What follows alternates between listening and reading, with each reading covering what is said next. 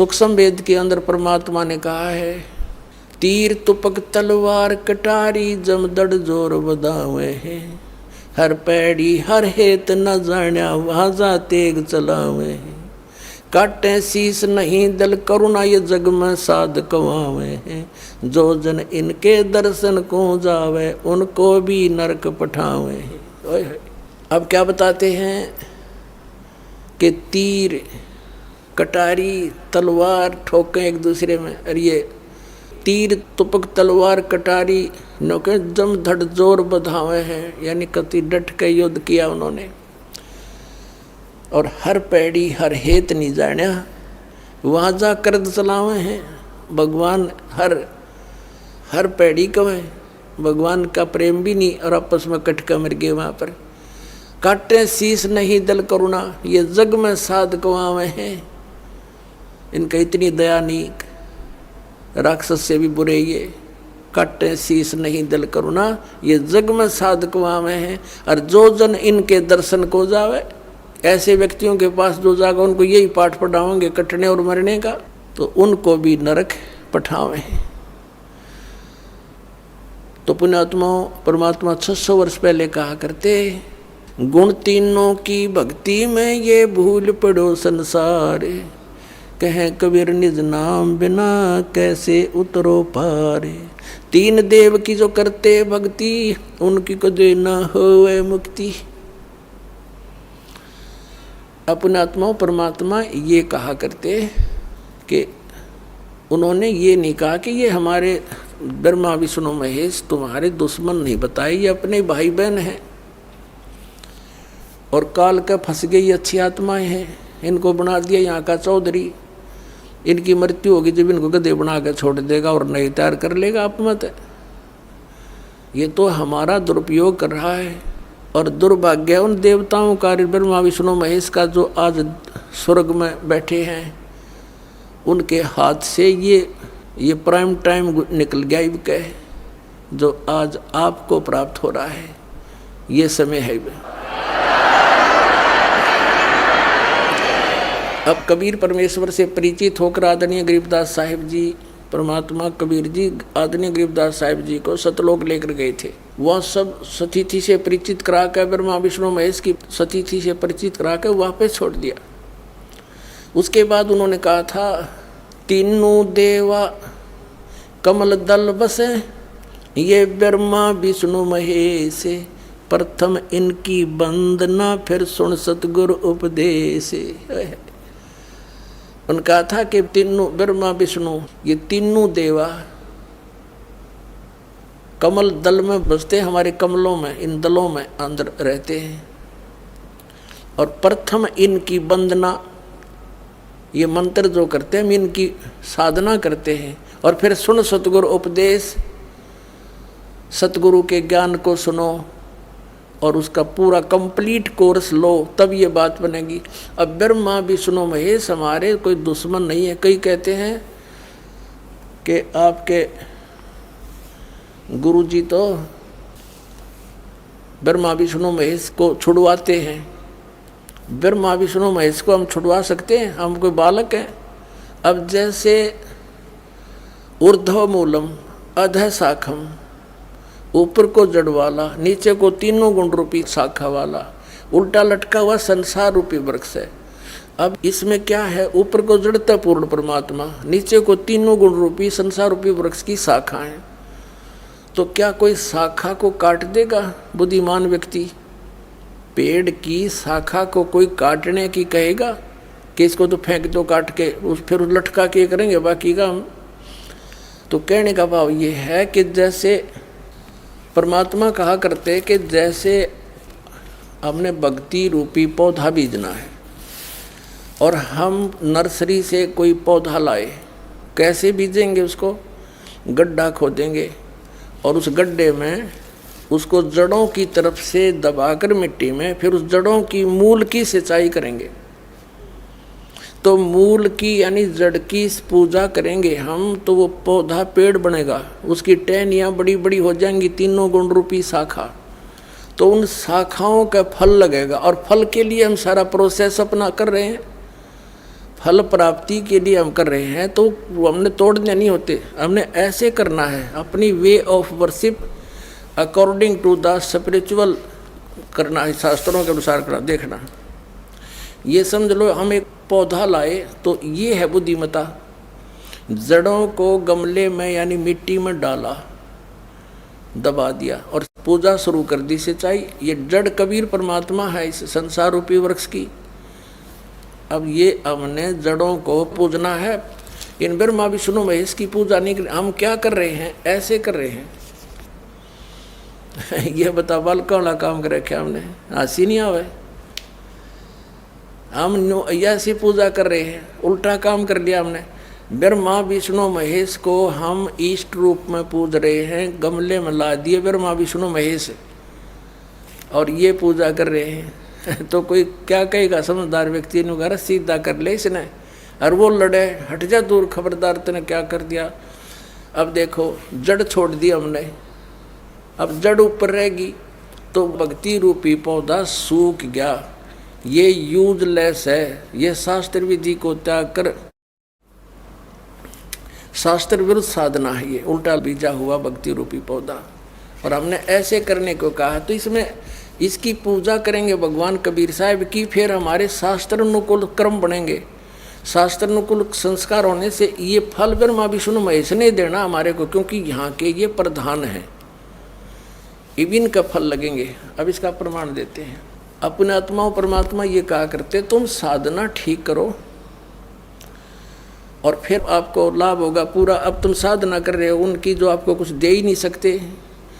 अब जैसे आप किसी फैक्ट्री मालिक की नौकरी कर रहे हो तो नौकरी उसकी कर रहे हो, आपकी हाजिरी लगकर तनख्वाह बनकर कैशियर के पास आती है, अकाउंटेंट के पास आती है। अब तनख्वाह तो देंगे अकाउंटेंट और वो कैशियर, लेकिन वो देंगे आपका वर्क डन, और वो भी उस मालिक की मजदूरी करोगे। तो यदि उस आप लागे अकाउंटेंट और कैशियर की जूते साफ करन, उसकी प्लेट धोना, वह नौकरी दी छोड़ा आपने, वो खा के देंगे आपको, जो कहें भाज चाह भी ना पाओ टाइम पे। तो इसी प्रकार हमने पूजा तो करनी है, मजदूरी तो करनी, इष्ट रूप में तो पूजना परमपिता को, कबीर साहब को, और फिर उससे बनेंगे हमारे शास्त्र अनुकूल जितने भी शुभ संस्कार फिर देंगे। यही यहाँ पर जब तक आप यहाँ रहोगे तो यहाँ के ये प्रधान है, इन्होंने हमारा वर्क डन देना है। जैसा कर्म करेगा फल देगा भगवान, इनका ये आखिरी विधान था। तो ये भगवान तो वर्क डन ही दे सकते, इसमें ऐड नहीं कर सकते। और फैक्ट्री मालिक बनवाने के रखे दे तोहफे में, यानी परमात्मा हमारे मालिक हैं, मालिक तो कुछ भी दे सकता है। अब और थोड़ा सिखा दिखाते हैं क्योंकि कंसेप्ट इससे जुड़ा हुआ है। इसी गीता जी अध्याय नंबर 3 के, ये श्रीमद् भगवद गीता अध्याय नंबर 3 के आपको दिखाते हैं श्लोक 10 से लेकर 15। ये देखिएगा, श्रीमद् भगवद गीता अध्याय नंबर 3 के और श्लोक नंबर 10। प्रजापति ब्रह्मा ने कल्प के आदि में यज्ञ सहित प्रजाओं को रचकर कहा था, तुम लोग इस यज्ञ के द्वारा, यज्ञ माने धार्मिक अनुष्ठान, शास्त्र अनुकूल वृद्धि को प्राप्त हो। यह यज्ञ तुम लोगों को इच्छित भोग प्रदान करने वाली हो। 11वें में कहा है, यज्ञ के द्वारा देवताओं को उन्नत करो और वो देवता तुम लोगों को उन्नत करें। इस प्रकार निस्वार्थ भाव से एक दूसरे को उन्नत करते हुए तुम लोग कल्याण को प्राप्त हो जाओगे। 12वें में फिर कहा है, यज्ञ के द्वारा बढ़ाए गए देवता, बताओ देवता ने क्या हम पकड़ कर बढ़ावाएंगे, खींच कर बढ़ावाएंगे उन्हें। अब ये विधि बता रखी है कि शास्त्र अनुकूल साधना करने से, जड़ की पूजा करने से ये तीनों देवता रूपी शाखा बढ़ जाएंगी, बड़ी हो जाएंगी, फिर ये फल देंगे। देखिए, यज्ञ के द्वारा शास्त्र अनुकूल साधना के द्वारा बढ़ाए हुए यानी बढ़े हुए देवता, ये तीनों शाखाएं तुम लोगों के बिना मांगे ही इच्छित भोग निश्चित देते रहेंगे। उन देवताओं को दिए हुए भोगों को जो पुरुष उनके बिना दिए स्वयं भोगता है वह चोर है। अब क्या सिद्ध हो गया कि जैसे हम मूल की पूजा करेंगे, मूल की यानी जड़ की पूजा करने से टहनी बड़ी हो जाएंगी, ये देवता बढ़ गए, बड़े होकर ये फलों से लथपथ हो जाएंगी, ये टहनी बिना मांगे देंगे अपने आप, क्योंकि हम मूल की पूजा कर रहे हैं तो अपने आप इनका बस की बात नहीं, देने पड़ेंगे फल हमारे को। आगे देखो, और जो फिर कहते हैं धर्म दान नहीं करते तो वो तो चोर हैं, वो फिर स्वयं भोगता है बिना गुण को दिए, यानी बिना कुछ दान किए तो चोर है। 13वें में कहा है, यज्ञ से बचे हुए अन्न को खाने वाले श्रेष्ठ पुरुष सब पापों से मुक्त हो जाते हैं, और जो पापी लोग अपने शरीर पोषण के लिए ही अन्न पकाते हैं वे तो पाप ही खाते हैं। इसका कहने का भाव यह है, अपने आत्माओं यहाँ पर सतलोक आश्रम बरवाला जिला हिसार हरियाणा में पूरे विश्व में एक ये स्थान है जहाँ शास्त्र अनुकूल साधना होती है। अब ये क्या बता रहे हैं, यज्ञ से बचे हुए अन्न को खाने वाले श्रेष्ठ पुरुष संत यानी अच्छी आत्मा तो सब पापों से मुक्त हो जाते हैं। हम सबसे पहले परमात्मा का भोग निकालते हैं, भोजन का भी, हलवे का प्रसाद बन कराता वो भी, उसको भगवान के भोग लगाकर फिर शेष अन्न को वितरित किया जाता है। तो ये कहते हैं यज्ञ से बचे हुए अन्न को खाने वाले संत, साधु संत भक्त, यज्ञ से बचे हुए अन्न को खाने वाले संत है, यानी साधु संत भक्त आत्माएं, अच्छी आत्माएं सब पापों से मुक्त हो जाते हैं। अब कहने का भाव ये है कि यहाँ पहले भगवान को भोग लगा के शेष बचे हुए अन्न को उसके बच्चों को वितरित किया जाता है, वो महापाप नाशक बन जाता है। तो यहाँ आओगे तो सारी साधना मिल लगेगी आपने, तो सब पापों से मुक्त आप होगे। ज्ञान सुनोगे, धर्म यज्ञ, ज्ञान यज्ञ, प्रणाम यज्ञ, सारी यज्ञ, सब साधना, पूरा ट्रीटमेंट दिया जाएगा। फिर कहते हैं जो दान धर्म नहीं करते हो तो चोर हैं भगवान के। जिन हर की चोरी करी और गए राम गुण भूल, ते बिदना बागुल किए वो फिर झूलें उल्टी झूल।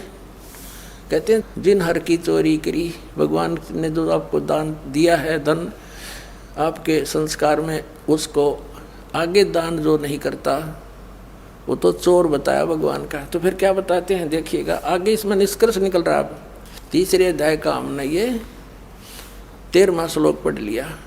यज्ञ से बचे हुए अन्न को खाने वाले श्रेष्ठ संत माने आप अच्छी आत्माएं सब पापों से मुक्त हो जाते हैं, और जो पापी लोग अपना केवल कमाया और खाया वहीं तक सीमित हैं वो तो पाप को खाते हैं। अब 14 और 15 में एक निर्णायक ज्ञान दे दिया। पहले इनका अनुवाद पढ़ाएंगे इंजीनियरों का, फिर समझ में आएगा। संपूर्ण प्राणी अन्न से उत्पन्न होते हैं, अन्न की उत्पत्ति वृष्टि से होती है, वृष्टि यज्ञ से होती है। यज्ञ इसका अर्थ है शास्त्र अनुकूल कर्मों से जो होता है वो विहित कर्मों से उत्पन्न होने वाले हैं, यज्ञ यानी धार्मिक अनुष्ठान। और कर्म समुदाय को तो ब्रह्मो उद्भवम, इन्होंने ब्रह्म का अर्थ वेद कर दिया है। कोई बात हुई, ब्रह्म का अर्थ वेद कर दिया। ये लिखना था कि देखो हम यहाँ पर आए इस काल के लोक में तो हमने कर्म करके ही मिलेगा, ना कति नहीं मिले। तो कहते हैं ये कर्म लगाए ब्रह्म ने बनाया विधान यहाँ का, और ब्रह्म की उत्पत्ति हुई परम अक्षर ब्रह्म से, उस परमात्मा से, सच्चिदानंद घन ब्रह्म से। इसका अर्थ तो ये है, लेकिन इन अज्ञानियों ने कुछ ज्ञान तो था नहीं, सारे उल्टे अडंगे अड़ा दिए।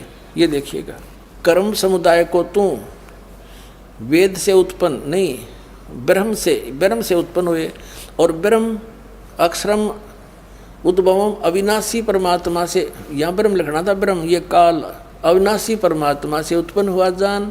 इससे सिद्ध होता है कि सर्वगतम ब्रह्म, सर्वगतम माने सर्वव्यापी परमात्मा, सबका मालिक, सदा ही यज्ञों में प्रतिष्ठित है। वो इष्ट रूप में पूज्य है, वही प्रतिष्ठित है सभी यज्ञों में, उसको इष्ट मानकर पूजा करनी चाहिए। इसका निष्कर्ष ये निकल गया।